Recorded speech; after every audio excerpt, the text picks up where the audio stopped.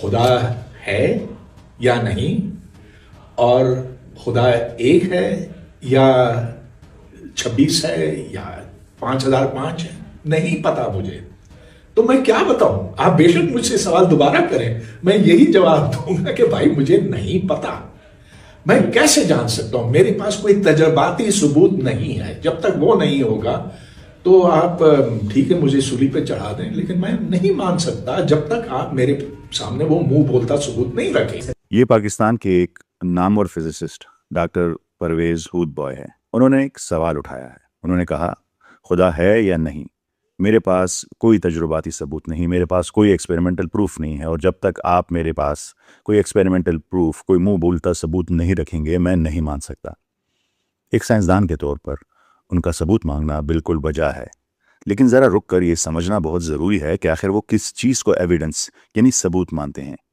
اگر ان کی مراد scientific evidence ہے، سائنسی ثبوت ہے، تو کیا سائنس صرف اس حقیقت کو مانتی ہے جسے ہم اپنی آنکھوں سے دیکھ سکیں، یعنی جو صرف آپٹیکل ہو؟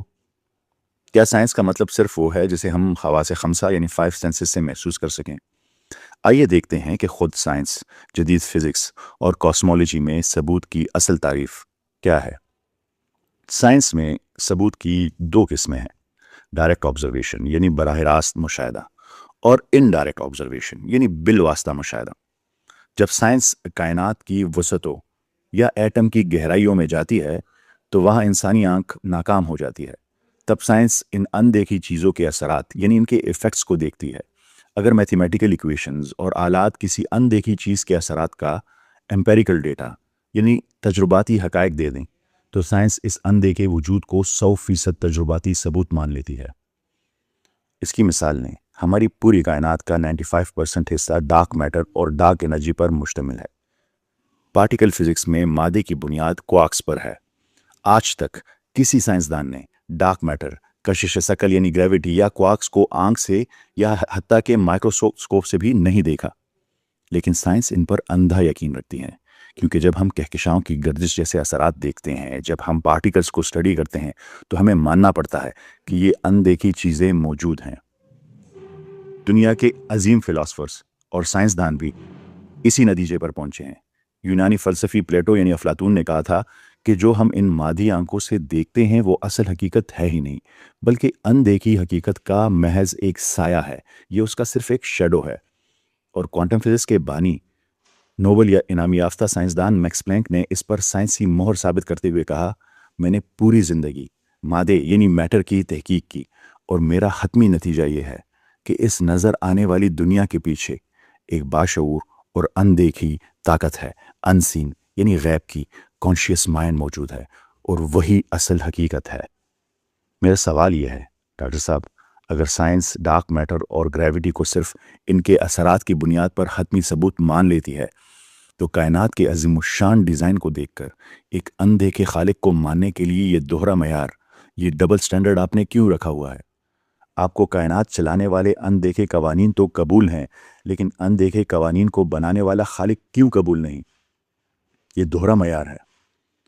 قرآن مجید کی پہلی سورت میں متقین کی پہلی صفت بتائی گئی ہے، الذین یؤمنون بالغیب، جو ان اندیکھی حقیقتوں پر یقین رکھتے ہیں. آج سے 1400 سال پہلے قرآن کریم کو کیسے معلوم تھا کہ کائنات اور خالق کی حتمی حقیقت، الٹیمیٹ ریئلٹی کا ادراک صرف اور صرف الغیب، انسین پر ایمان لانے والوں میں ہے، جو ہماری سینسز سے باہر ہے، اور اس کے اثرات پر غور کرنے سے ہی ممکن ہوگا؟ یہ کیسے پتہ چلا ڈاکٹر صاحب؟ یہ کہنا کہ کائنات بس اندھے فزیکل لا سے خود بخود چل رہی ہے انتہائی غیر سائنسی ہے.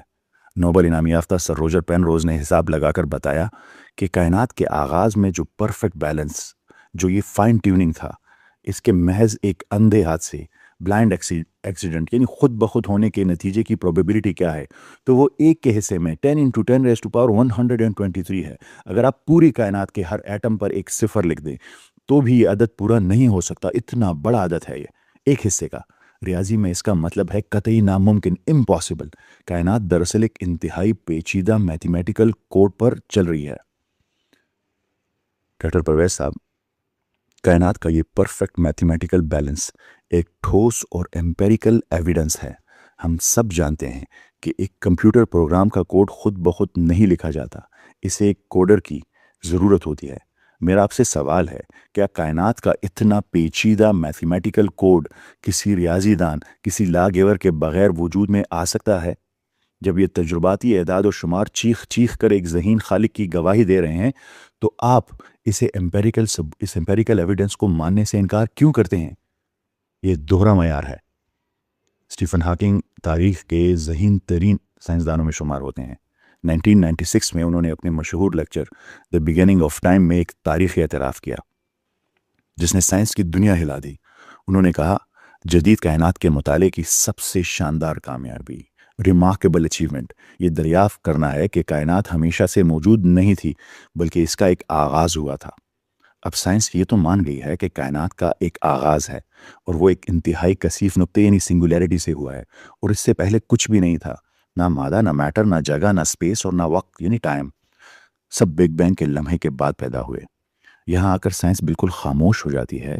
آخر وہ ذرہ جس سے یہ سب شروع ہوا، وہ مکمل عدم سے، وہ نتھنگنس سے اچانک کہاں آ گیا؟ اسے پہلا دھکا، فرسٹ پش، فرسٹ کاز کہا جاتا ہے۔ سائنس کا اپنا سب سے بنیادی قانون ہے، law of cause and effect, یعنی ہر وہ چیز جس کا آغاز ہوتا ہے اس کی کوئی وجہ ہوتی ہے۔ اگر ٹائم اور اسپیس خود پیدا ہوئے ہیں تو لازمی بات ہے کہ جس طاقت نے انہیں بنایا ہے وہ وقت اور جگہ کی قید سے آزاد ہوگی۔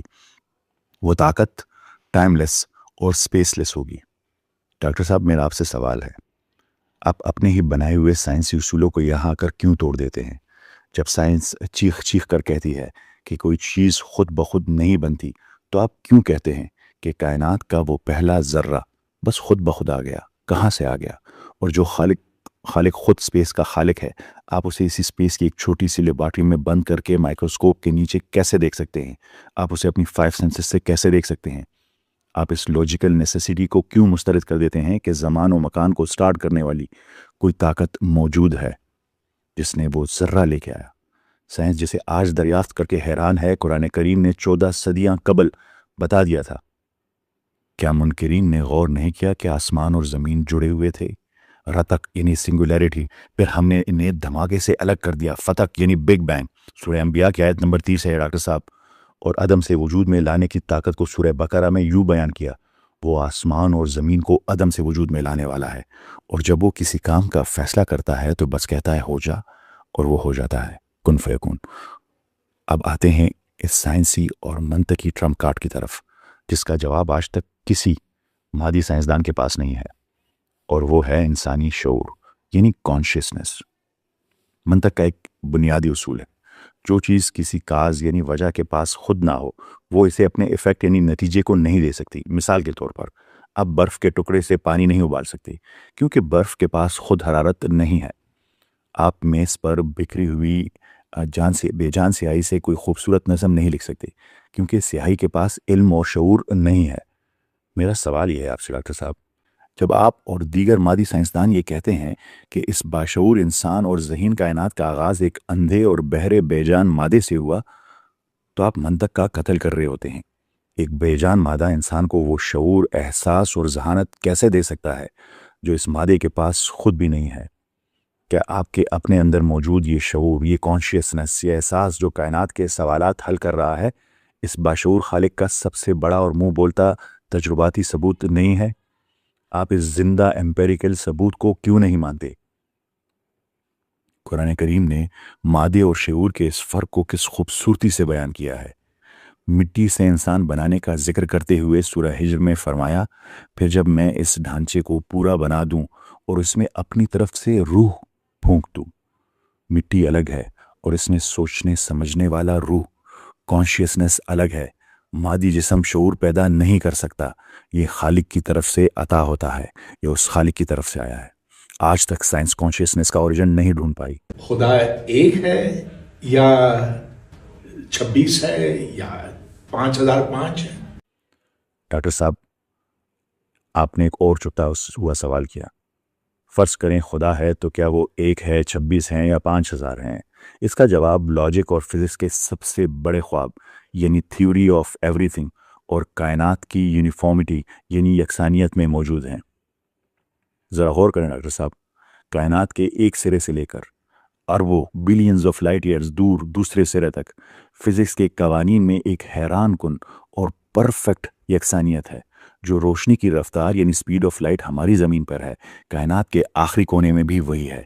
ज़मीन पर मौजूद हाइड्रोजन का एटम जिस तरह काम करता है, एंड्रोमेडा कहकशां यानी एंड्रोमेडा गैलेक्सी में मौजूद हाइड्रोजन का एटम बिल्कुल वैसा ही है। जो ग्रेविटी का कानून ज़मीन पर सेब को गिराता है, बिल्कुल वही कानून अरबों मील दूर ब्लैक होल्स और सितारों को उनकी मदार में बांधे हुए है। कायनात को मुख्तलिफ जोन्स में तकसीम नहीं किया गया कि एक इलाके की फ़िज़िक्स अलग हो और दूसरे इलाके की फ़िज़िक्स अलग हो। जैसे हमारे मुल्कों में मुख्तलिफ बादशाह, मुख्तलिफ वज़ीर-ए-आज़म, मुख्तलिफ कवानीन। मंतक कहती है कि दो या उससे ज़्यादा कामिल यानी ओमनीपोटेंट खुदाओं का वजूद नामुमकिन है। अगर एक खुदा चाहे कि कायनात फैले यानी एक्सपैंड हो और दूसरा चाहे कि कायनात सुकर जाए, कंट्रैक्ट हो, तो किसकी मर्जी चलेगी? ग्रेविटी एक जगह एक जैसी और दूसरी जगह दूसरी जैसी हो, अगर एक की चलेगी तो दूसरा खुदा नहीं रहा, और अगर वो दोनों आपस में समझौता कंप्रोमाइज़ कर लें तो इनमें से कोई भी मुकम्मल ताकत यानी एब्सोल्यूट पावर नहीं रहता। इसे एक बहुत सादा सी रोज़मर्रा मिसाल से समझें। फ़र्ज़ करें एक गाड़ी के 2 स्टीयरिंग व्हील्स हैं और 2 ड्राइवर इसे बेक वक्त अपनी अपनी मर्जी से चलाने की कोशिश कर रहे हैं। दोनों स्टीयरिंग व्हील एक्टिव हैं, तो क्या होगा? गाड़ी फ़ौरन टकरा कर तबाह हो जाएगी, क्योंकि कोई एक तरफ लेके जाएगा, कोई दूसरी तरफ। या अगर एक मुल्क में 26 वज़ीर-ए-आज़म नाफिज कर दिया जाए और सबका अपना अपना आइन हो, कानून हो, तो वहाँ हुकूमत नहीं चलेगी, सिर्फ तबाही और खाना जंगी होगी। मेरा सवाल ये है डॉक्टर साहब, अगर इस अज़ीमुश्शान कायनात को 26 या 5000 खुदा मिलकर चला रहे होते, जिनके इरादे और डिज़ाइन मुख्तलिफ होते, तो क्या फ़िज़िक्स के कवानीन में ये परफेक्ट हम आहंगी, ये हारमोनी मुमकिन थी? कायनात में ऑर्डर और नज़्म व ज़ब्त की जगह मुकम्मल कैओस होता, फसाद होता, और ये कायनात कब की तबाह हो चुकी होती। आप साइंस के तालिब इल्म हो, आपको फिज़िकल लॉस का पता है। इस ज़बरदस्त वहादत, फिज़िक्स के कवानीन की यकसानियत और कायनात के सिंगल कंट्रोल सिस्टम को देखकर एक वहदहू ला शरीका खालिक को क्यों नहीं पहचान पाते? ये तो साफ साफ गवाही है। जदीद साइंस आज अरबों डॉलर्स की दूरबीनें लगाकर कायनात के कवानीन की जिस यूनिफॉर्मिटी को, जिस यकसानियत को मान रही है कि ये सब एक जैसा है, और कह रही है कि कायनात में कोई बिगाड़ नहीं। कुरान ने 1400 साल पहले सूरह अंबिया की आयत नंबर 22 में इसे एक ही जुमले में समेट दिया था, जिसका तर्जुमा है, अगर ज़मीन और आसमान में एक अल्लाह के सिवा और भी खुदा होते तो इन दोनों का निज़ाम दरम बरम होकर तबाह हो जाता।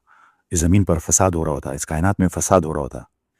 कायनात के खालिक का सबूत सिर्फ मुकद्दस किताबों के अवराक में कैद नहीं है डॉक्टर साहब, बल्कि ये इस कायनात के बेदाग मैथमेटिकल डिज़ाइन और आपके अपने अंदर वजूद शऊर में धड़क रहा है, जिससे आप इस वक्त मेरी ये बात सुनकर सोच रहे हैं।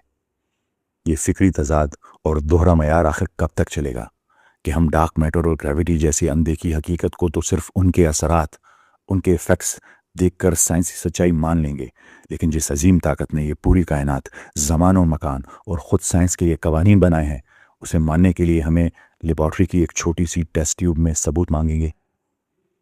ज़रा सोचें, जिस ज़ात ने इस पूरी कायनात की लेबॉर्ट्री को बनाया है, वो आपकी छोटी सी लेबॉर्ट्री के अंदर कैसे समा सकता है? आप इन तमाम एम्पेरिकल डेटा को क्यों इग्नोर करते हैं? मैं आप सबकी अक्ल और शऊर के सामने एक सवाल रखता हूँ, ज़रा दिल पर हाथ रखकर बताएं, क्या अरबों कहकशाओं का ये परफेक्ट निज़ाम और आपका अपना ये सोचना महसूस करना और कायनात पर सवाल उठाना, जो दिमाग है आपका, वाकई किसी अंधे और बेशऊर हादसे यानी ब्लाइंड एक्सीडेंट का नतीजा हो सकता है? फैसला मैं आपकी अपनी अकल पर छोड़ता हूँ। कमेंट्स में आएँ, दलील के साथ बात कीजिए और गौर व फिक्र की इस इल्मी सफ़र का हिस्सा बनिए। अगर इस वीडियो ने आपके सोचने का ज़ाविया बदला हो तो इसे शेयर ज़रूर करें, ताकि डॉक्टर परवेज़ हूद बॉय तक पहुँच सके। मिलते हैं अगली किस्त में। आप सबका बहुत शुक्रिया। अल्लाह हाफ़िज़।